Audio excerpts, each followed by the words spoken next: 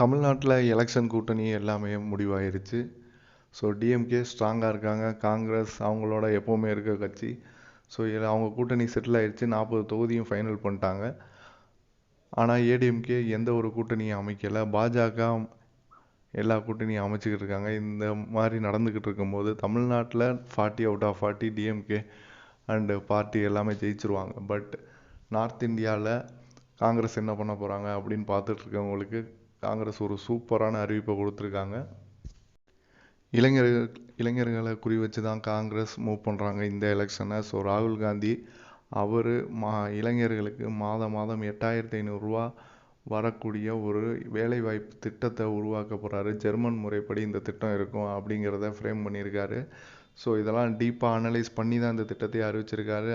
அவர் மட்டும் ஆட்சிக்கு வந்தால் கண்டிப்பாக இந்த திட்டம் செயல்படும் நம்பலாம். ஸோ இந்த வாட்டி சேஞ்ச் வரணும். அது இந்தியாவுக்கு மட்டும் இல்லை, இளைஞர்களுக்கும் ராகுல் காந்திக்கும் ஒரு பெரிய சேஞ்சாக இருக்கும். இந்தியா தமிழ்நாடு தப்பிக்கணும்னா ராகுல் காந்தியை சப்போர்ட் பண்ணுங்கள்.